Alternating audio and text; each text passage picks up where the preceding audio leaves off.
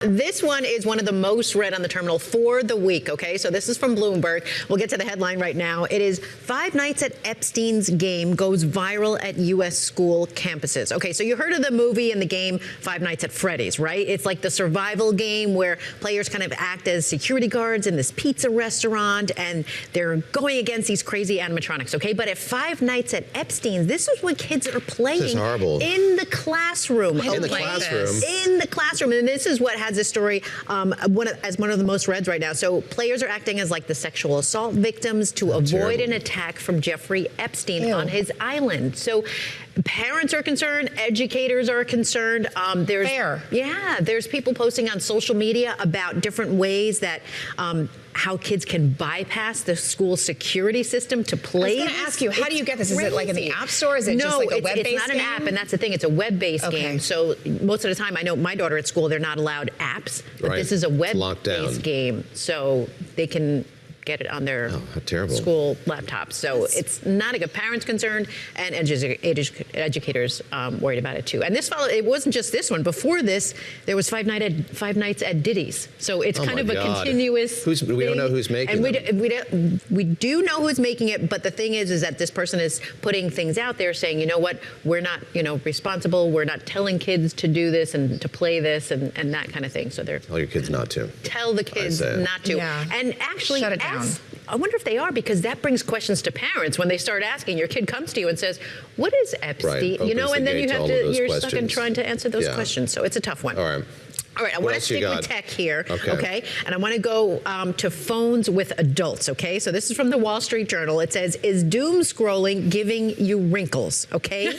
You may have tech neck, okay? Do you know what tech neck is? I do, I definitely have. Okay, what is it? Come on. You were familiar with this? Oh, you're going to make me do this on television? Thanks, Lisa. I thought we were friends. It's like when you're scrolling and because you're looking down, you get these lines from looking down all the time. Correct. Yeah. Most people think it's like when you go to the chiropractor and they tell you you have this, but it's no. But the beauty industry, and that's the video kind of that you're seeing now, is that they are really jumping on this. So they're coming out with different rollers and different creams specifically for tech neck, and that's how they're marketing it. So they're taking control of it, and it's just good news for the beauty industry because what is this thing that's happening on the screen? Tell me what's happening. People who know. It's the red LED light. Yes, red light sometimes treatment. I know I see a lot of people wearing the full mask. Yes, those masks are very expensive, and I do not own one. But maybe I should. If Bloomberg would like me to have those tech neck procedures and pay for them, I'd be happy to do that for research and science and journalism. I love the rhyme. Tech neck. I didn't know that it was a thing. Tech neck. Till now. It is. All right. Okay. Want to move on? Are you guys hopping on a flight anytime soon? Okay. No, because as we discussed last week, someone got their vacation request in before me. It's a road trip. So taking a road trip. You're taking not a plane. No. Okay. This is something new that's going to be in United Planes. Okay. This is from Business Insider. It says United is rolling out beds in economy. It's the airline's new Relax Row. Okay. An actual bed? Yes. Okay. I love this. Want to see how it works? You can, if you're watching us on TV, you can see it right now. But starting in 2027, United Economy Travels, they're going to be able to do this on international flights. So it's a set of like 3 coach seats. Okay, so let me play it out for you on radio. Okay. 3 coach seats. They have leg rests that flip up 90 degrees. They convert into this flat bed that's big enough for like 2 small adults and a child. Okay, so Air New Zealand actually does this. They have a sky couch. That's what they call it. Sky couch. So my friend got married in New Zealand, and I definitely couldn't afford business class, but I was considering the sky couch. They have the sky couch. But so this is the first time it's going to be available on a U.S. carrier. So it's not sure how much it's going to cost,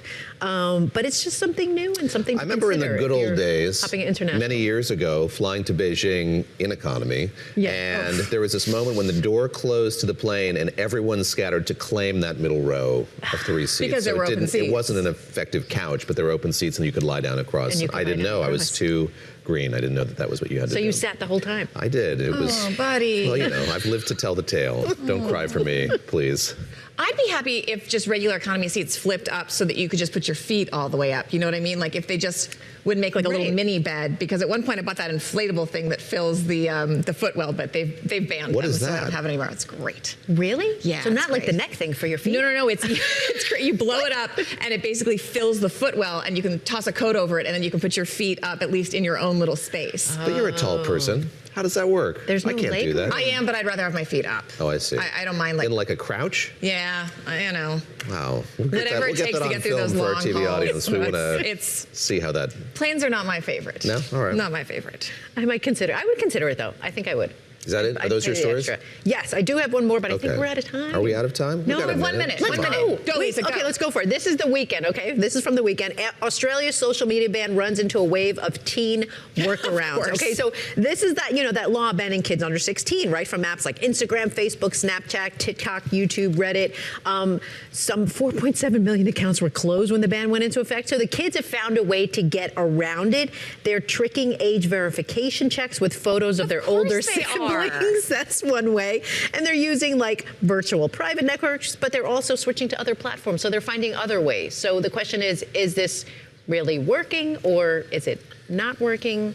This is a segment that makes me want to just throw my phone in the ocean, Lisa. Are your kids on social media? Absolutely not. See? There you go.